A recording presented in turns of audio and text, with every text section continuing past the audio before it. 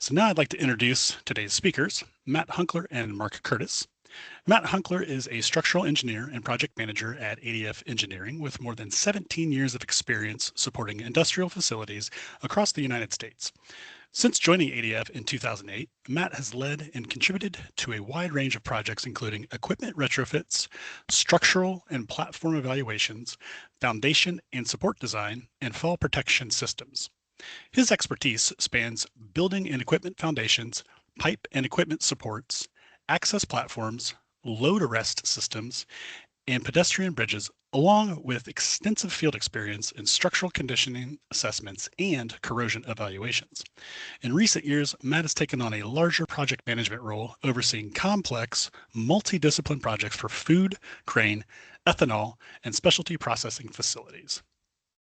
Mark Curtis is a highly successful results-driven leader with a focus on establishing tailored project goals to ensure project success, resolve issues, and identify areas for optimization. With over 40 years of professional experience in the project management, project engineering, and account management for industrial projects, Mark has a wealth of expertise in the consumer products, agricultural, and food and beverage industries with specific expertise in pet food. Mark oversees major capital improvement projects, ensuring everything runs smoothly and efficiently. So with that, I will turn it over to Matt and Mark for today's presentation. Thank you, Tim. Thank you for that kind introduction.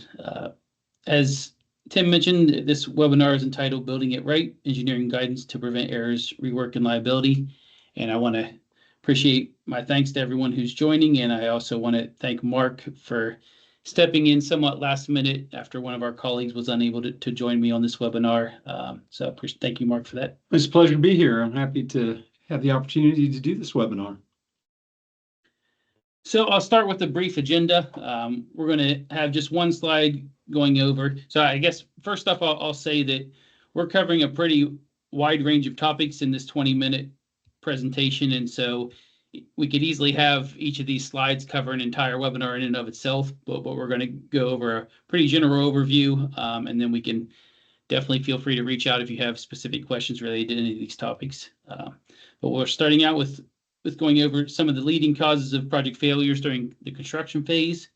We'll have a handful of slides discussing why engineering involvement matters, ranging from topics involving managing risk, reducing liability, and some of the best practices for engineering during the construction phase. We'll go over 3 case studies of past projects, both good and bad results that we've encountered in the past, and then we'll open it up for the last 5 to 10 minutes for a Q&A session.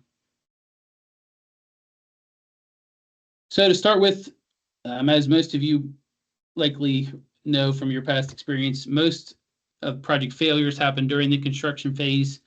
They often don't happen during the design phase as much, obviously, because the construction's not ongoing, but they can result from system failures, safety issues, code violations, and things along those lines. They're usually a result of misinterpreted drawings from contractors or clients, incorrect installations, unreviewed substitutions, or undocumented field changes. A brief description of why engineering matters during the construction phase would be that there's really a wide range of groups and technical committees that emphasize this engineering involvement during construction. One that I'm very familiar with is the EJCDC document entitled Agreement Between Owner and Engineer for Professional Services. As you can see on the screen there, it involves other disciplines and committees such as ASCE and the National Society of Professional Engineers. They put together a 100+ page document that goes all the way from conceptual engineering through the construction phase. So that's a document that I would recommend looking at and familiarizing yourself with if you haven't already. The engineering oversight in general protects the owner's interest, which is one of the key aspects of that phase, ensures that the project is built as intended, and presents liability issues if there would be a failure. So the best way to think about this when you look at your risk plans, this is a risk avoidance opportunity. So when we